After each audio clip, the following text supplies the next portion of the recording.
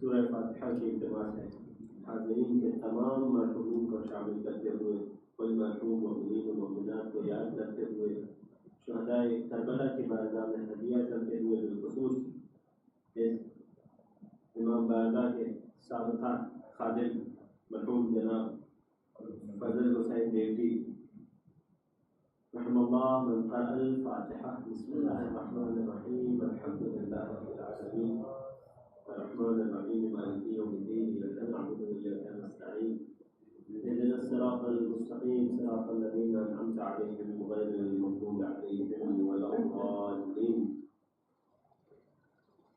لا حول ولا قوة الا باللہ العلی العظیم اعوذ باللہ السمیع العلیم من الشیطان اللعین الرجیم بسم اللہ الرحمن الرحیم الحمد للہ الذی خلقنا فی امة الذی فاز رتبته الى قاب قوسین واکرمنا بولایة وصیه الذی ردت له الشمس مرتین وجاہدا بالسیفین وصلى الى القبلتین وشرفنا بحب الزهراء ام السبطين والصلاة والسلام التحية والإكرام على أشرف الكونين رحمة للدارين جد الحسنين أعني أبا القاسم محمد اللهم صل على محمد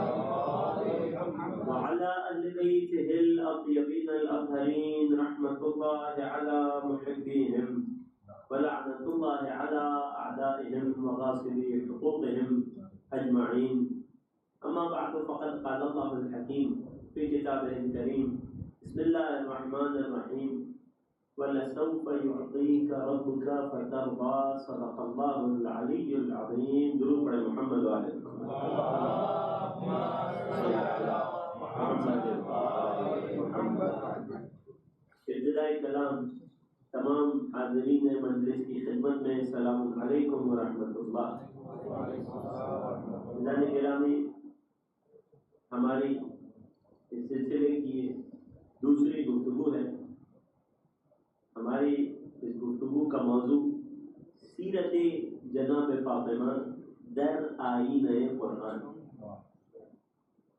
اگر دختر رسول کی حیات کی ابتدا کو قرآن میں تلاش کرنا ہو تو انسان رخ کرے نبی کی اس مکی حیات کا کہ جب نبی کی عمر مبارک 40 برس تھی، اعلان بعثت ہو چکا تھا، سارا مکہ نبی کا دشمن ہو چکا تھا، نبی شدید تنہائی کا شکار تھے. یہاں تک کہ ایک وقت ایسا آیا کہ کچھ دیر کے لیے وحی کا سلسلہ بھی منقطع ہوا. کچھ دیر کے لیے وحی کا سلسلہ رکا تو کیا ہوا؟ کفار مکہ نے نبی کو یہ طعنہ دینا شروع کر دیا کہ آپ کے پروردگار نے تو آپ کو چھوڑ دیا ہے. اس پورے منظر نامے میں، اس پورے ماحول میں، اس پوری سچویشن میں اگر کوئی نبی کی ڈھارس بندھانے والی تھی تو جناب خدیجہ طاہرہ کی ذات.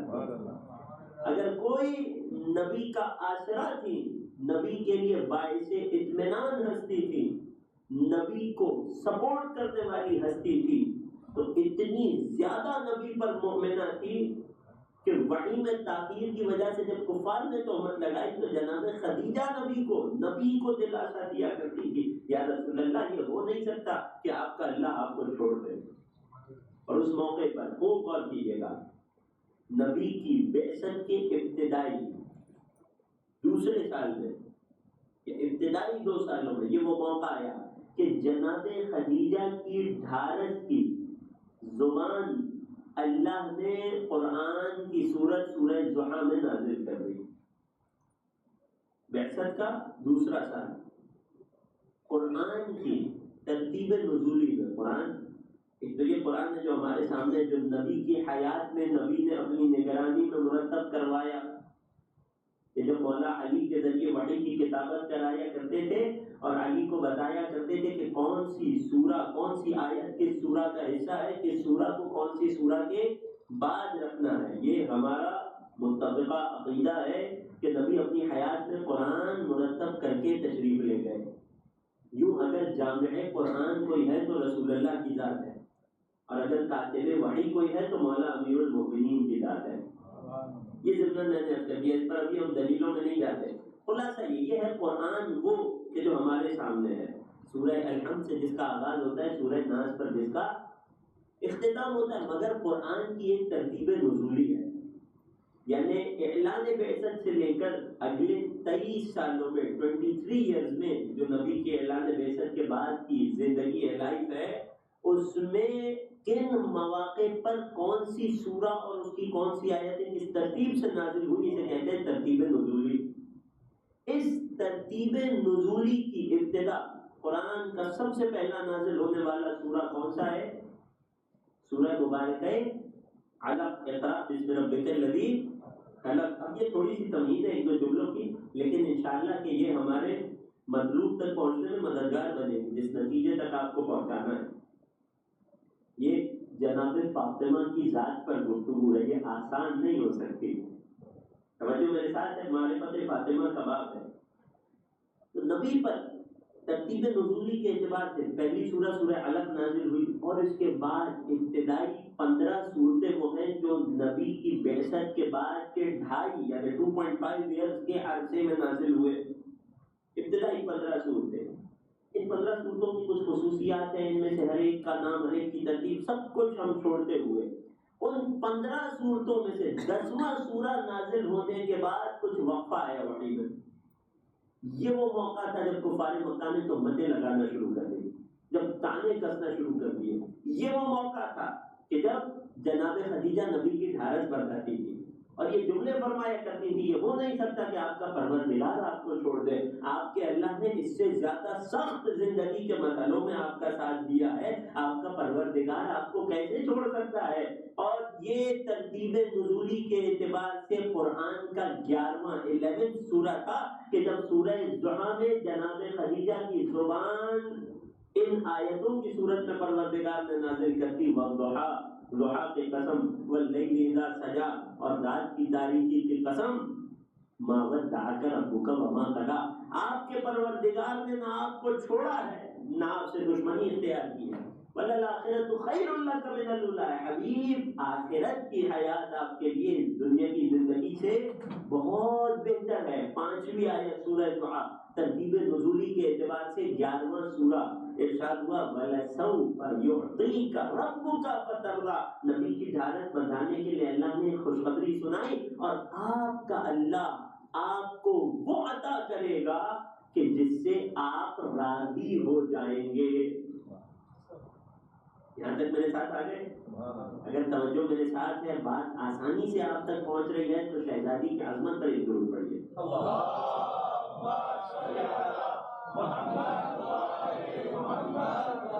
وَلَسَوْفَ يُعْطِيكَ رَبُّكَ فَتَرْضَىٰ، اب اس سے آگے کی آیتوں کی طرف ہم نہیں جائیں گے کیونکہ وقت بہت تنگ ہے اور ہمیں اپنے موضوع کو سمیٹنا ہے ان چند دنوں میں، وگرنہ آگے پروردگار نے نبی کو اپنے احسانات یاد دلائے کہ جب آپ یتیم تھے تو پالنے کے لیے ابو طالب کو بھیج دیا، جب آپ کو مال کی احتیاج تھی تو مالدار کرنے کے لیے جناب خدیجہ عطا کر دی۔ تفصیل میں نہیں جائیں گے۔ وَلَسَوْفَ يُعْطِيكَ رَبُّكَ فَتَرْضَىٰ، یہ ترتیب نزولی کے اعتبار سے کون سے نمبر کا سورہ ہے؟ 11ویں نمبر کا سورہ۔ اس سورہ میں ارشاد ہو رہا ہے آپ کا اللہ آپ کو وہ عطا کرے گا، عین طا الف۔ چیلنج کروں آپ کو، قرآن کا اتنا سا طالب علم ہونے کے ناطے، قرآن کا اسٹوڈنٹ ہونے کے ناطے، اور میں جانتا ہوں یہاں ہمارے نوجوان بچے قرآن کے معاملے میں الحمدللہ بہت اعلیٰ ذوق رکھتے ہیں، قرآن سے جڑی ہر چیز پر توجہ دیتے ہیں، شوق رکھتے ہیں۔ ایک چیلنج کرتا ہوں، یہ لفظ ہے عطا، کسی کو کچھ تحفے میں عطا کرنا، کچھ ٹو گفٹ سمن سمتھنگ، اور جب احترام اور اکرام کے ساتھ ہو تو عطا کہلاتا ہے۔ توجہ ہے، جب بہت احترام کے ساتھ ہو تو عطا کہلاتا ہے۔ قرآن میں لفظ عطا یہ روٹ ورڈ نبی کی ذات گرامی کے ساتھ نہیں آیا سوائے 2 مقامات کے۔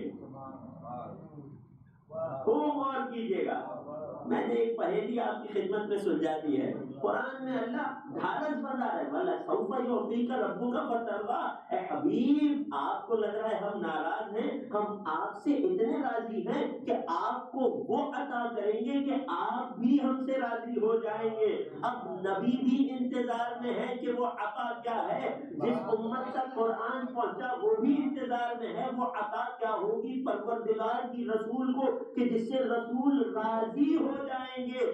جناب خدیجہ جو ڈھارس بندھاتی تھی وہ بھی انتظار میں ہے کہ یہ اللہ کی کون سی عطا ہے اپنے رسول کو کہ جب ملے گی تو راضی ہو جائیں گے۔ ترتیب نزولی کے اعتبار سے کچھ ہی عرصے بعد، 1 سے 2 برس کے بعد، ترتیب نزولی کے اعتبار سے قرآن کا 15واں سورہ اترا، 15th سورہ اترا، کہ جس میں ارشاد باری تعالیٰ ہوا بسم اللہ الرحمن الرحیم انا اعطیناک الکوثر۔ سبحان اللہ سبحان اللہ۔ اے حبیب ہم آپ کو القریب وہ عطا کریں گے، آپ راضی ہو جائیں گے۔ اے پروردگار کب عطا کرے گا؟ پروردگار نے عطا کر کے اعلان کر کے بتا دیا، یہ اب اعلان کر کے بتا رہا ہوں، خود ڈھونڈ لینا وہ کیا ہے کہ جسے ہم کوثر کہہ رہے ہیں۔ اے حبیب ہم نے آپ کو کوثر عطا کر دیا۔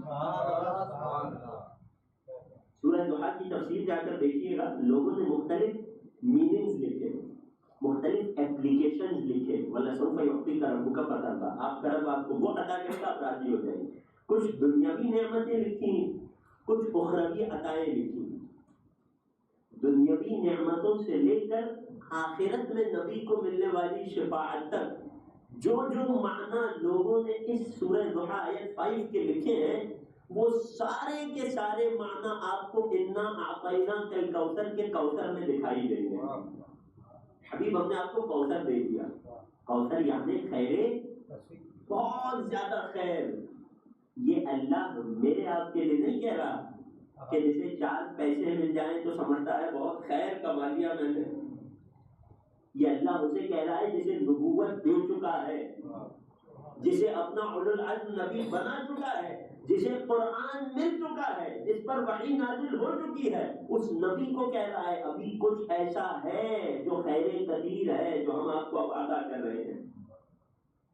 اور اس خیر کثیر کی کچھ خصوصیات ہیں، اور سورہ کوثر کی بھی کچھ خصوصیات ہیں۔ ترتیب نزولی کے اعتبار سے 15th سورہ، یہ یاد رکھیے گا نوجوان لوگ، یہ ٹائم لائن قرآن کی ہسٹری بہت زیادہ اہمیت رکھتی ہے۔ بہت سارے معاملات کو سلجھانے میں جب لوگ تلاش کرتے ہیں نا کون سی آیت کب نازل ہوئی، تو یہ قرآن ایک ٹائم لائن ہوتی ہے جو ہمارے لیے بہت ساری پرابلمس کو سالو کر دیتی ہے کہ کون سی آیت کب نازل ہوئی تھی۔ غور کر رہے ہیں؟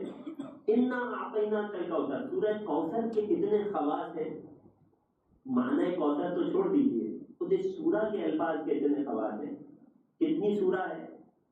فقط 3 آیات، بسم اللہ ہٹا کر 3 آیات، کتنی مختصر سورہ ہے، مگر پورے قرآن کے معجزے کی علامت سورہ کوثر بنی تھی کہ جب کعبے کی دیوار پر اس سورہ کو لٹکایا گیا تو آ کر عرب کے سب سے بڑے شاعر نے نیچے 4تھا مصرع اسی وزن میں لکھ دیا، انا اعطیناک الکوثر فصل لربک وانحر ان شانئک هو الابتر، نیچے لکھ کر چلا گیا ما ھذا کلام البشر۔ یہ سورہ کوثر ہے جسے دیکھ کر قرآن کا اعجاز مانا جا رہا ہے۔ ایک اور چھوٹی سی خصوصیت بتاؤں، سرچنگ کا دور ہے، ابھی بیٹھے بیٹھے آپ لوگ سرچ کر سکتے ہیں۔ اتنا سا سورہ ہے، قرآن میں کتنی آیتیں؟ 6200 سے زیادہ آیتیں۔ قرآن میں ورڈز کتنی مرتبہ ریپیٹ ہوئے؟ پوری آیتیں ریپیٹ ہوئی ہیں، متفق ہے۔ اب ریپیٹیشن کا کیا فلسفہ ہے، کیا فلسفی ہے، کیا وجہ ہوتی ہے، ایک الگ ڈسکشن، علوم قرآن سے تعلق رکھنے والا ڈسکشن چھوڑ دیتے ہیں۔ قرآن میں ورڈز کتنی بار ریپیٹ ہوئے ہیں؟ مادہ علم، لفظ علم 600 سے زیادہ دفعہ ہے قرآن میں۔ اب اس کی وجوہات ہے، مگر وہی یہ جو سورہ کوثر ہے، کتنا سا سورہ ہے، کتنا مختصر سا سورہ، 3 آیتیں۔ اس چھوٹے سے سورہ کوثر میں اللہ نے 5 الفاظ ایسے نازل فرمائے جو اس کے علاوہ قرآن میں کہیں تکرار نہیں ہوئے۔ ایک لفظ اعطیناک کا، اے حبیب ہم نے آپ کو عطا کر دیا، عطا کریں گے کی بشارت آئی ہے، مگر ابا کر دیا اس انداز سے پھر کسی اور چیز کے ساتھ نہیں آیا تاکہ امت کسی اور چیز کو کوثر کے برابر نہ سمجھے۔ نہ اعطینا کا لفظ اس کے علاوہ قرآن میں نہیں آیا نبی کے ساتھ، الکوثر خیر کثیر اس کے علاوہ قرآن میں نہیں آیا، فصل لربک وانحر قربانی کے لیے وانحر کا لفظ اس کے علاوہ قرآن میں نہیں آیا، ان شانئک آپ کا دشمن، دشمن کے لیے عربی میں کئی لفظ ہوتے ہیں مگر لفظ شان اس کے بعد قرآن میں کہیں نہیں آیا۔ پانچواں اور آخری لفظ الابتر، یہ لفظ قرآن میں خدا کے کسی اور دشمن کے لیے کہیں نہیں آیا۔ اللہ نے قرآن میں اپنے دشمن کو ابتر نہیں کہا، اللہ نے قرآن میں نبی کے دشمن کو کوثر کے مد مقابل کو، جو کوثر کے مقابل میں آئے اسے ابتر کہا ہے۔ اب تک کسی کہتے ہیں جانتے ہیں ابھی ہم نے کوثر کو حل نہیں کیا، ابھی تو مجھے سیرت فاطمہ کا آغاز کرنا ہے، ابھی تو وہ بشارت وہ خوشخبری سنا رہا ہوں جو قرآن میں اللہ نے جس کا اعلان کیا ہے، کیفیت کیا ہے یہ تو مجھے آپ کی خدمت میں تفصیل سے سنانی ہے۔ الابتر اب تک کسے کہتے ہیں؟ ترجمہ کیا جاتا ہے دو گلی کا، بچوں کے لیے دم کٹا ہوا، دم جانور کے پیچھے پیچھے ہوتی ہے نا، یہ ایک اس کا حقیقی میننگ ہے، جبکہ یہاں میٹافوریکلی یوز ہوا ہے۔ ابتر اس انسان کو کہتے ہیں، دو معنی علماء نے لکھے، خوب توجہ کیجیے گا، یا تو جس کی نسل نہ ہو یا جس کا کوئی اثر نہ ہو۔ اگر ذات کی بات کی جائے تو ابتر وہ ذات ہے جس کی نسل نہ ہو، اور اگر اس ذات کی کوالٹیز کی بات کی جائے، صفات کی تاثیر کی بات کی جائے، امپیکٹ کی بات کی جائے تو ابتر اسے کہتے ہیں جس کا کوئی اثر نہ ہو۔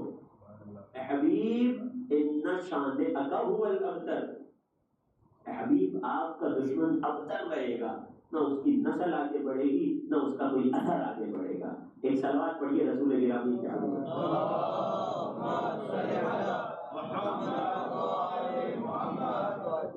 مختلف مفسرین نے یہاں پر اس سورہ کے باب میں آ کر یہ واضح طور پر لکھا کہ اب اگر کوثر کو تلاش کرنا ہے تو اسی سورہ کی آیتوں سے پوچھنا پڑے گا۔ اے حبیب ہم نے آپ کو کوثر دے دیا، فصل لربک وانحر، نماز پڑھیے، قربانی دیجیے، ان شانئک هو الابتر، اب آپ کا دشمن ہی ابتر ہے۔ وہ جو نبی کو ابتری کا تانا دیتے تھے ان کی ابتری کی سند قرآن میں سورہ کوثر کی صورت میں نازل ہوئی۔ علماء مفسرین کہتے ہیں یہاں کوثر عطا کر کے احسان جتلا کر یہ اعلان کرنا کہ آپ کا دشمن ہی ابتر ہے، یہ بتا رہا ہے کہ وہ جو رسول کو ملی نعمت ہے وہ بھی اولاد سے جڑی ہوگی۔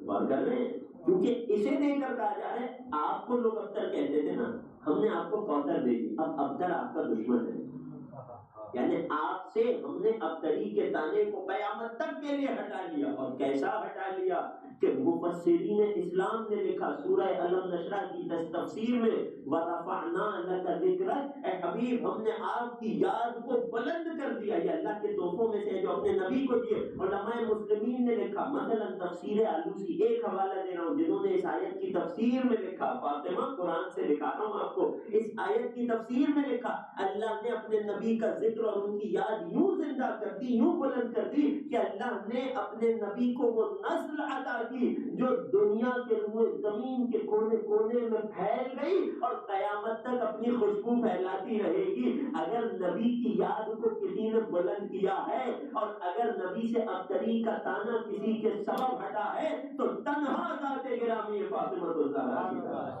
نعرے رسالت، نعرے حیدری، برائے خوشخدی بی بی فاطمہ الزہرا بآواز بلند صلوات۔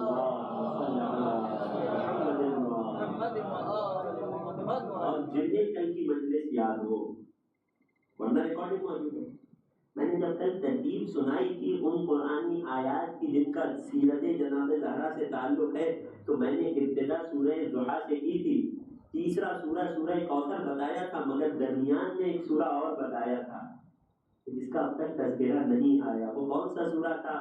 میں خود ہی بتا دیتا ہوں، وہ تھا سورہ بنی اسرائیل۔ سوال یہ ہے، خوشخبری کا اعلان ہونے سے لے کر ہم عنقریب کچھ ادا کریں گے کہ آپ راضی ہو جائیں گے۔ میری شہزادی کو رابعہ مرضیہ کہا جاتا ہے نا، لقب ہے، زیارت میں روایت میں آیا، ایسا کچھ دیں گے کہ آپ راضی ہو جائیں گے سے لے کر اے حبیب ہم نے آپ کو کوثر عطا کر دی، ان دونوں مقامات کے درمیان سورہ بنی اسرائیل کا کیا تعلق ہے؟ ان دونوں کے درمیان سورہ بنی اسرائیل کا سیرت فاطمہ سے یہ تعلق ہے کہ سورہ بنی اسرائیل کا آغاز ہوتا ہے ایک خاص عطائے پروردگار سے، کہ جب اللہ فرماتا ہے سبحان الذی اسریٰ بعبدہ لیلا من المسجد الحرام الی المسجد الاقصی الذی بارکنا حولہ لنریہ من آیاتنا، پاک و منزہ ہے وہ ذات کہ جو اپنے حبیب کو ایک شب میں رات کی تاریکی کے سفر میں مسجد حرام سے مسجد اقصی تک لے کر چلی، کہ جس کے اطراف و جوانب کو ہم نے بابرکت قرار دیا ہے تاکہ ہم اپنے حبیب کو اپنی نشانیاں دکھا سکیں۔ رسول کے معجزات اور خواص میں سے ایک معجزہ اور خاصیت یہ تھی کہ اللہ نے اپنے حبیب کو ایک شب میں اسراء اور معراج کا سفر عطا کیا۔ سب جانتے ہیں یہ دو حصوں پر مشتمل تھا، الاسراء والمعراج۔ اسراء کہتے ہیں رات کی تاریکی میں ٹریول کرنے کو، معراج کہتے ہیں بلندی کی طرف جانے کو۔ نبی کا یہ سفر معراج کہ جس کے بارے میں ہمارے چھٹے امام جعفر صادق علیہ الصلوۃ والسلام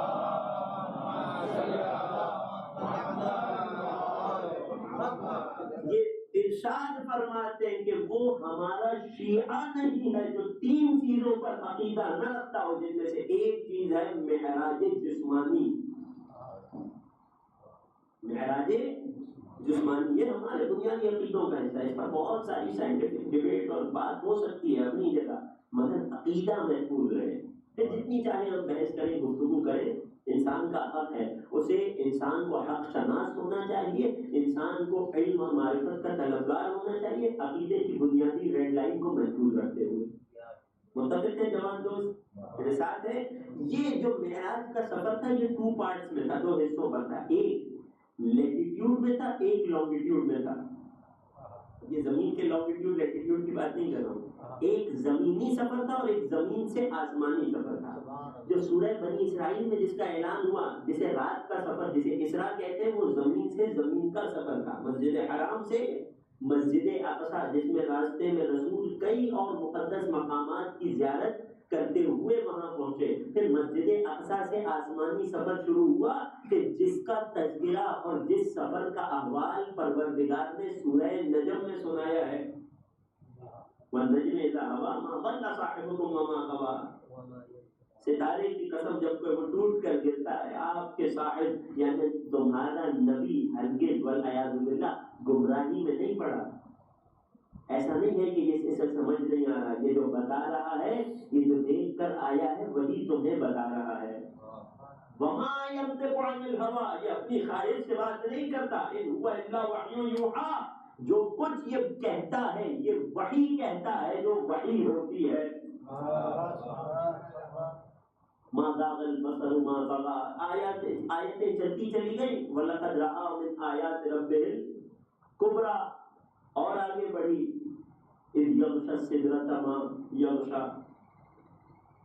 علماء نے رسول کے سفر معراج میں جن احادیث کو لکھا ہے ان میں ایک یہ بھی ہے کہ رسول جب چوتھے آسمان پر بیت معمور پر پہنچے، جبرائیل نے رسول کو مقدم کیا، رسول نے انبیاء کی صفوں کو نماز پڑھائی، نماز پڑھا کر رسول جب 5ویں آسمان پر پہنچے، وہاں پر رسول نے ایک آواز غیبی سنی، یہ میری منزل نہیں ہے، یہ راستہ ہے جس سے میں گزر رہا ہوں، آواز غیبی سنی، یا محمد، اے اللہ کے رسول، ایک درود پڑھیے رسول کے نام پر،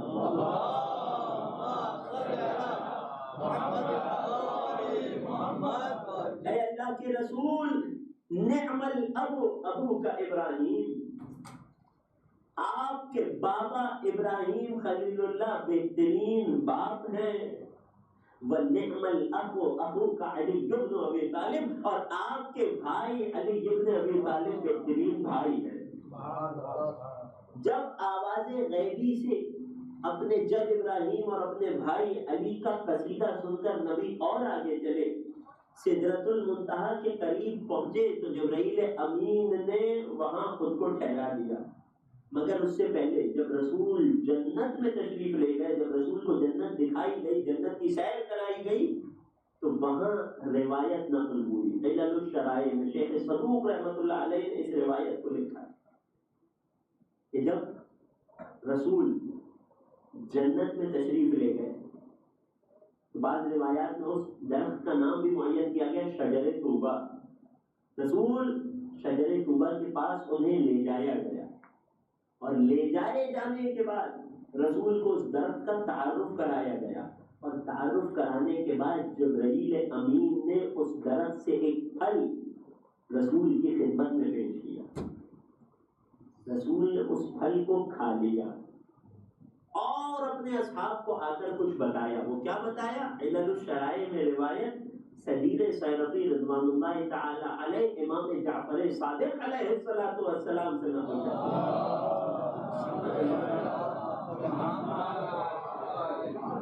تھوڑا سا انشاءاللہ تحمل کریں گے، چند لمحوں کی گفتگو ہے، زحمت تمام۔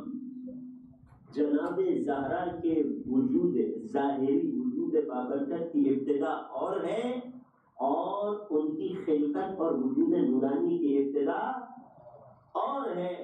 ہر انسان کی حیات میں دو جنبے، دو اینگلز ہوا کرتے ہیں۔ ایک میٹر سے تعلق رکھتا ہے، مادے سے، جو میٹر اور ٹائم کا محتاج ہوتا ہے، جو اسی دنیاوی قانون کے تحت زندگی جیتا ہے۔ ایک انسان کی روح ہوا کرتی ہے جو ان سے بالاتر ہے، جس کے لیے کہا گیا یسألونک عن الروح قل الروح من امر ربی، یہ تمہاری جو روحیں ہیں یہ پروردگار کا امر ہے، تم اسے سمجھ نہیں سکتے۔ یعنی جب انسان نے اپنی روح کا سوال کیا تو بتایا یہ اللہ کا امر ہے، تم اسے نہیں سمجھ سکتے۔ جب ہم اپنی روح کو نہیں سمجھ سکتے تو روح فاطمہ کو کیا سمجھیں گے؟ مگر جو روایت میں آیا ہے وہ لفظ درس کی صورت میں آپ کو سنا رہا ہوں، جتنا آپ کو سمجھ آئے گا اتنا ہی مجھے بھی سمجھ آئے گا، اور پروردگار سے دعا کریں گے ہمیں معرفت عطا کرے نور فاطمہ کی۔ مگر یقین جانیے یہ اس عالم نورانی کی باتیں ہیں، یہ ہمارے پاس سوائے لفظی جمع کے کچھ نہیں ہے۔ اس عالم کی حقیقت یا خدا جانے یا محمد مصطفیٰ جانے یا وہ جانے جن ہستیوں کا تعلق اس عالم سے ہے۔ صدیر سیرفی روایت کرتے ہیں، چھٹے امام سے وہ اپنے اجداد سے نقل کرتے ہیں کہ ایک روز رسول گرامی اپنے اصحاب کے درمیان تشریف فرماتے، اپنے اصحاب کو مخاطب کر کے فرماتے ان ابنتی حوراء انسیہ، اللہ اکبر، میری یہ بیٹی فاطمہ یہ حوراء انسیہ ہے۔ لفظی ترجمہ کروں اس کا، بیوی کا یہ لقب ہے، یہ دونوں لفظ ملا کر لقب بنتا ہے، اس کا کوئی ایک جز بیوی کا لقب نہیں ہے۔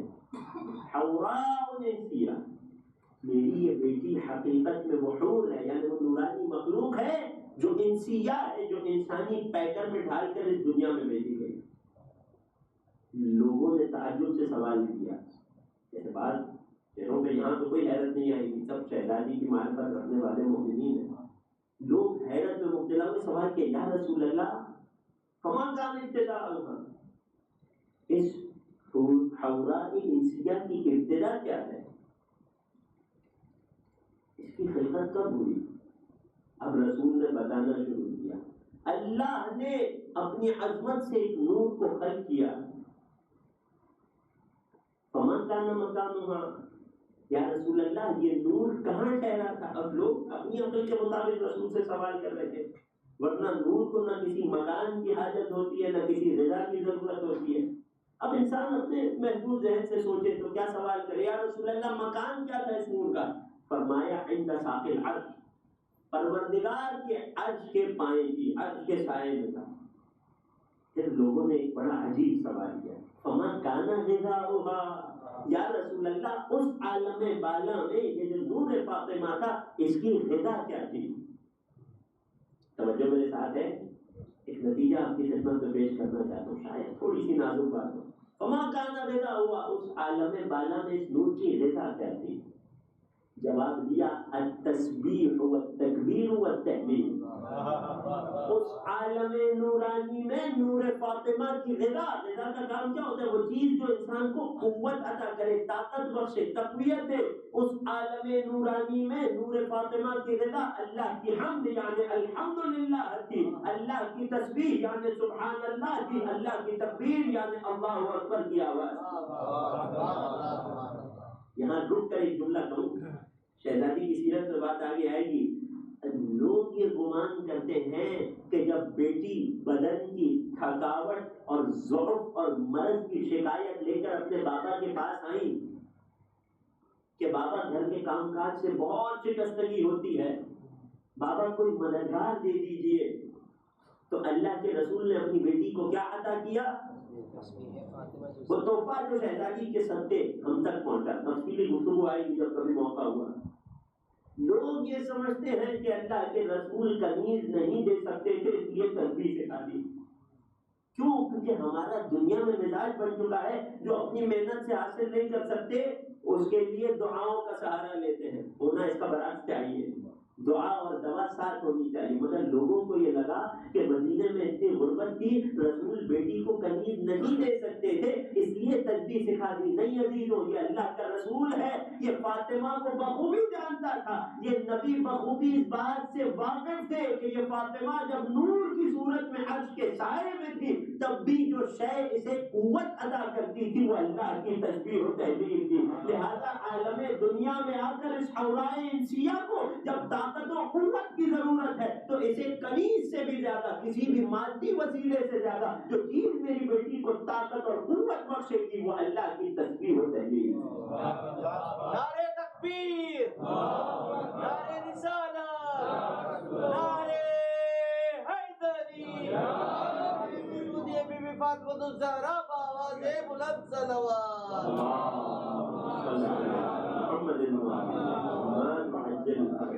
اور اس پہلو پر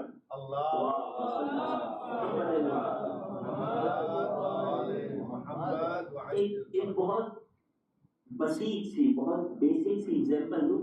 حاشا وکلا شہزادی کا نور مقدس ہے، چھوٹی سی مثال دے رہا ہوں. ہم جب اپنے علاقے، اپنے شہر، اپنے وطن، اپنی سٹی سے ٹریول کرتے ہیں کسی دوسری کنٹری میں، کسی دوسرے کانٹیننٹ میں، ایک چیز جو لوگوں کو پریشان کرتی ہے، ہر چیز کا حل مل جاتا ہے، مگر کاش یہاں اپنی سٹی، اپنی کنٹری کی، اپنے کلچر کی کوزین مل جائے جو پہنچ سکے. کاش یہاں وہ غذا، وہ کھانا مل جائے جو میرے ٹیسٹ پر جس کے عادی ہے، میرے منہ کو جو ذائقہ لگا ہے. قبلہ لوگ زیارت پہ آ کر یہ شکایت کریں مولا کے در پہ آ گئے ہو، کیا مشکل ہے؟ کوئی مشکل تو نہیں ہے، کوئی پریشانی تو نہیں ہے. کہتے ہیں مولانا کھانا اگر ہمارے کلچر کا مل جاتا. یہ انسان کی فطرت میں ہے کہ انسان کہیں سفر پر بھی جائے تو اپنی اصل جگہ کی غذا کے شوق میں رہتا ہے. وہ جو حورائے انسیہ تھی جسے عرش سے فرش پہ بھیجا گیا، جب اسے عرشی غذا کا اشتیاق ہوا بابا کی بارگاہ میں آئی، بابا نے تسبیح فاطمہ ادا کی. اور امام کے جملے میں کائنات کا افضل ترین ہستی، افضل ترین مستورہ کو کوئی شے عطا کر رہا ہے. امام تسبیح فاطمہ، نوجوان دوستوں کے لیے اثر، امام تسبیح فاطمہ کی اہمیت بتاتے ہوئے جانتے ہیں کیا فرماتے ہیں؟ اگر اس سے بہتر کوئی تسبیح پروردگار ہوتی تو رسول اپنی دختر کو وہ عطا کرتے. رسول کا یہ تسبیح سکھانا بتا رہا ہے کہ اس سے بہتر کوئی تسبیح نہیں ہو سکتی. اس جملے کی شرح کروں ایک جملے میں تاکہ بات اچھے سے پہنچ جائے. تسبیح فاطمہ سے بہتر کیا ہے؟ تسبیح فاطمہ خوب توجہ سے 34 ٹائمز اللہ اکبر، 33 ٹائمز الحمدللہ، 33 ٹائمز سبحان اللہ، ٹوٹل 100 کا عدد، 100 کا نمبر ڈیجٹ پورا ہو جاتا ہے. رسول فرمانے یہ جو 100 عدد کی تسبیح ہے نا، اس ترتیب سے امام فرمانے اگر اس سے بہتر کائنات میں کوئی اللہ کی عبادت اور تسبیح ہوتی تو رسول اپنی بیٹی کو وہ تسبیح سکھاتے. یعنی کیا؟ یعنی اگر آپ سے کوئی آ کر کہے 10,000 مرتبہ اللہ کے اس نام کا ورد کر لو، روایت میں نہیں آیا ہو، امام معصوم نے نہیں سکھایا ہو، آج کل یہ فیشن بن چکا ہے، چاہے ممبر سے یا ممبر سے نیچے سے تسبیح بنائی جاتی ہے، اذکار و اوراد ایجاد کیے جاتے ہیں۔ تسبیح فاطمہ سے بہتر کچھ ہوتا تو اللہ کے رسول اپنی بیٹی کو وہ سکھاتے۔ مطلب یہ ہے کہ اگر آپ سے کوئی آ کر کہے کہ 10,000 مرتبہ اللہ کے اس نام کا ورد کرو تو یہ فائدہ ہوگا، تو یاد رکھیے گا 100 مرتبہ پڑھی جانے والی تسبیح فاطمہ 10,000 مرتبہ کیے جانے والے اس ورد سے بہتر ہے جو امام نے نہیں سکھایا۔ یہ ہمارا عقیدہ ہے، جو کچھ لیا جائے در آل محمد سے لیا جائے۔ مولا علی نے کمیل کو کیا وصیت فرمائی تھی؟ طویل ترین وصیت ہے، درے نہیں، ایک جملہ پڑھوں گا، خذ عنا تکن منا، بس 2 جملے، فارمولہ ہے، اپنا دین، اپنی معرفت، اپنی نالج، اپنی عبادت ہم سے لو، ہم اہل بیت کے در سے لو تو ہم میں سے ہو جاؤ گے۔ اس کا لازمی نتیجہ کیا ہے؟ اس کا دوسرا اینگل کیا ہے؟ اگر تم نے یہاں وہاں سے لیا تو جہاں سے لیا وہیں کے رہ جاؤ گے۔ یہ امید نہ رکھنا کہ ہمارے ہو۔ سلمان و منا تک کیسے پہنچے؟ علی اپنے قدم زمین پر جس جگہ سے اٹھاتے تھے سلمان وہی قدم رکھ دیتے تھے۔ جب کسی نے پوچھا وجہ کیا ہے، فرماتے ہیں اگر کائنات میں قدم رکھنے کے لیے کوئی اس سے بہتر جگہ ہوتی تو علی وہاں قدم رکھتے۔ یہ عقیدہ تھا کہ جس نے سلمان کو سلمان و منا اہل البیت کر دیا۔ یاد رکھیں نوجوان دوست، بہت ساری باتیں آپ کو سننے ملیں گی، بہت سارے کلام آپ کو سننے ملیں گے۔ رسول 2 ہی چیزیں چھوڑ کر گئے تھے۔ بات پہنچ رہی ہے، پریشان تو نہیں ہے، بات تمام ہو گئی۔ رسول 2 ہی چیزیں چھوڑ کر گئے تھے، نہ ایک چیز تھی کہ ہم بھی کہتے ہیں کہ قرآن کافی ہے، اور جہاں بھی کوئی حدیث ہمارے سامنے آئے گی جناب ہم تو دیکھیں گے آئے قرآن سے موافقت رکھتی ہے یا اگینسٹ ہے۔ آپ کون ہوتے ہیں یہ طے کرنے والے کہ امام کا کون سا کلام قرآن کے موافق ہے، کون سا مخالف ہے؟ اور کر رہے ہیں، ہم نہیں ہیں حاملان قرآن، معصومین ہیں حاملان قرآن جنہیں اللہ نے علم الکتاب عطا کیا۔ اب یہ اتنی تفصیلی گفتگو فقط اشارے کرو، تفصیلات آپ علماء حضرات سے سنتے رہتے ہیں، بس ضرورت ہوتی ہے توجہ سے سننے کی۔ اور کر رہے رسول ایک چیز نہیں چھوڑ کے گئے، کہیں ایسا نہ ہو کہ ہم صرف قرآن کو تھام لیں۔ قرآن کو تھامنے سے اچھی بات کیا ہے، لیکن اگر صرف قرآن کو تھاما جائے سوائے گمراہی کے کچھ نہیں ہے۔ متفق ہے انی تارکون فیکم الثقلین، 2 چیزیں چھوڑے جا رہا ہوں، یہ دونوں آپس میں جدا کبھی نہ ہوں گی۔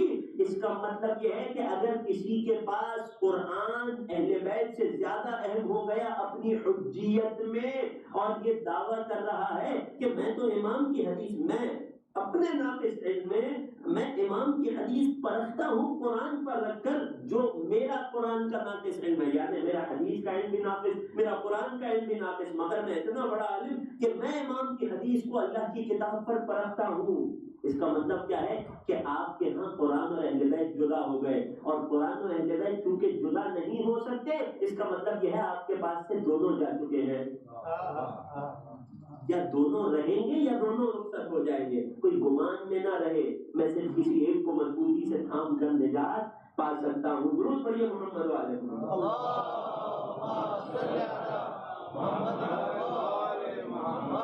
یہ بات کیوں عرض کی میں جانتے ہیں، کیوں یہ ریکویسٹ کی اپنے نوجوان دوستوں نے؟ کیونکہ اکثر ڈاؤٹ، اگر سارے نہیں بھی تو اکثر ڈاؤٹس اور شبہات جو عقائد کے باب میں ہمارے سامنے اٹھائے جاتے ہیں وہ سب کے سب پلٹتے ہیں اس بات کی طرف کہ وہ شبہ کرنے والا، وہ ڈاؤٹ اٹھانے والا قرآن اور اہل بیت کو ایک ساتھ نہیں دیکھ رہا، ان دونوں میں فرق جان رہا ہے۔ اگر یہ ایک بنیاد مضبوط ہو جائے تو انسان دین میں اکثر شبہات سے، عقیدے میں اکثر غلط فہمیوں سے خود کو بچا لے گا۔ خدا شہزادی کون ہے ان کے صدقے میں ہمیں اپنے عقیدے کی حفاظت کی توفیق عطا فرمائے۔ فما کان غذا یا رسول اللہ، اس بیوی کی غذا کیا تھی اس عالم میں؟ فرمایا تسبیح و تحلیل. پھر فرمایا جب میں معراج پر گیا تو اللہ نے جنت کے شجر طوبہ سے پھل عطا کیا، جس پھل کو میں نے کھایا تو نور فاطمہ وجود محمد سے جڑ گیا. یہاں اس بات کو روک رہا ہوں، یہاں شہزادی کے نور مبارک کا آسمانی جنبہ، باطنی جنبہ روایت کی روشنی میں آپ کی خدمت میں پیش کیا. ایک زمینی جنبہ بھی ہے جو کل اور انشاءاللہ کہ جناب خدیجہ طاہرہ کی ذات گرامی پر کچھ جملے کل آپ کی خدمت میں تفصیل سے شہزادی کی ولادت کے احوال میں پیش کروں گا، اور انشاءاللہ یوں ہم سیرت کی گفتگو کو مرحلہ در مرحلہ آگے لے کر چلیں گے. ایک جملہ جو کل آپ کی خدمت میں پیش کیا تھا یقین جانیے تشنا ہے. صبر فاطمہ میں سنا رہا تھا آپ کو. سارے ایام فاطمیہ کیا ہے؟ صبر فاطمہ کا نتیجہ ہے. اگر اس شہزادی نے صبر نہ کیا ہوتا کہاں کہاں امتحنك الله الذي خلقك قبل ان يخلقك فوجدك لممتحنك صابرا. آج تک فاطمہ صابرہ ہے، آج بھی مدار پر سایہ نہیں ہے.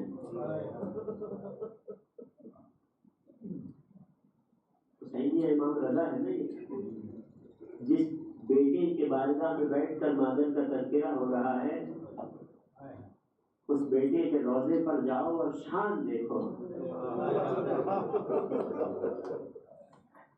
مجھے اور آپ کو سلطان عرب و عجم کی زیارت بار بار نصیب کرے، ذکر شہزادی کے صدقے میں مولا رضا کے روضے میں جانا اپنی عادت بنائی. کسی بھی امام کے روضے پر جائیے، بالخصوص شاہ خراسان سلطان عرب و عجم روضے پر جائیں گے، ایک نگاہ اٹھائیں گے، دل میں وہ ہیبت طاری ہوگی، انسان محسوس کرے گا سلطان کا روضہ ہے، شاہ خراسان کا روضہ ہے، یہ ہے بادشاہ یحییٰ کا. وہیں جب اس آقا کی مادر گرامی کی قبر پہ بقی جائیے،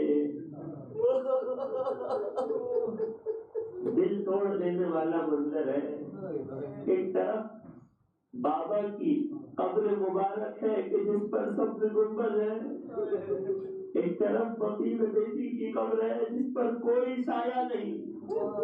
اس سے بڑی غربت بتاؤں، یہ تو ایک احتمال ہے کہ بیٹی کی غربت بقی میں ہے، ورنہ یہ دختر رسول اتنی مظلوم ہے کہ رسول کے امت والوں کو تو یہ تک خبر نہیں کہ دختر رسول کی حقیقی قبر کہاں پر ہے. کتنی بڑی غربت ہے جانتے ہیں آپ؟ کتنی عظیم غربت ہے ایک چاہنے والے کے لیے. جب کبھی اللہ کے رسول کی زیارت کا دل چاہے کچھ نہ کرنا، مسجد نبوی میں مدینے میں حجرہ رسول کا رخ کرنا، السلام علیکم یا رسول اللہ کہنا، دل کو قرار آ جائے گا میں نے اللہ کے رسول کی زیارت کر لی.